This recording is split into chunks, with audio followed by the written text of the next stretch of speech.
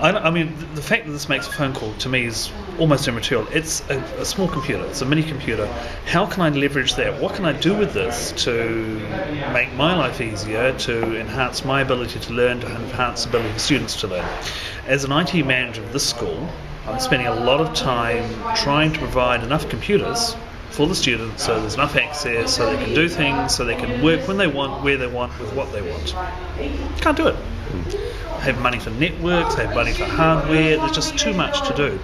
So my thought is, can we leverage what students already have and use this device in an educational context? So one of the things I'm building in the school now is a Wi-Fi network to capture those machines that are Wi-Fi enabled. Therefore, I'm now already asking the questions, what does that mean to us as a school if a student can come into a classroom with a device that can communicate with our network, that can use our internet? What does it mean to us in terms of the format of materials that we produce or the students produce that they can then take away with them? To my view, longer term, this will become more and more powerful computational device. It will become, such advances as e-ink with the pull-out screens, the projector phones where you can get a large screen out of it, will enable us to do more and more with this device at the student's own. So we need to... Well, if this is a computer, what do you do with a computer? You put software on it, you use that software as a product to generate productivity. I can imagine a future where students arrive at school on the first day of term, they give us their cell phones, we download onto the cell phone the school's set of software.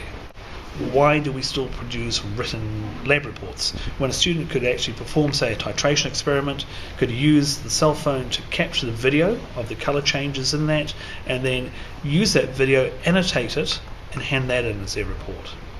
Creative teachers are saying, here is a context or an environment, I want you to create me something in it. So I'm going to pose you a question, you develop some answers to that utilising these tools that I've given you, and that's where I see the cell phone going.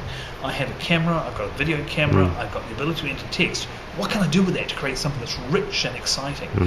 If I want to talk about native plants in New Zealand, why don't I go out and photograph them in situ, write up what I see?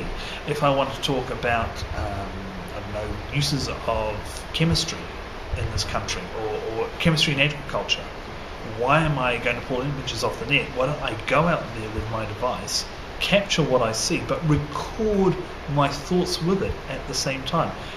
Why type it? Why not orally? Why not then pull it all together and edit it and hand it the whole thing as video and oral and text associated with it? One of the things we found right from the word go when Nathan was working with his geography class with students was they shared. They took the stuff home, they showed the parents, look, this is what I did today, look, it's on my phone, can you see it? They showed it with their friends. So this is a way of taking education out of the classroom and putting it back into the home, which is why I like the concept of using the device for content creation and content capture, so that it takes education outside of the confines of a brick building and puts it anywhere in the world the student happens to be. If you go into a classroom and tell students, get out your cell phones, watch the teachers shake in fear. They're going to text, they're going to be doing things I don't want them to do. What's going to happen? How am I going to control this? And that's a natural fear.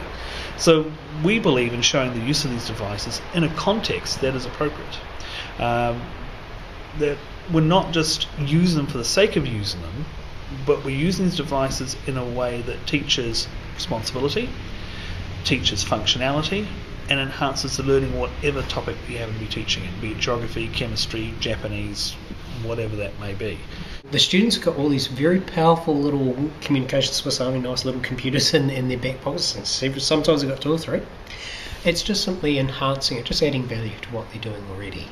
And for us, and one thing just to remember e-learning, myself and Robert, we got involved in it because the students actually knew how to do it more or less anyway.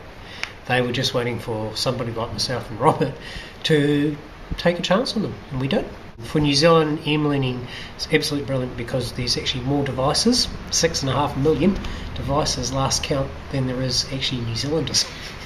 So we're definitely a mobile nation. There's no two ways about that. So, yeah.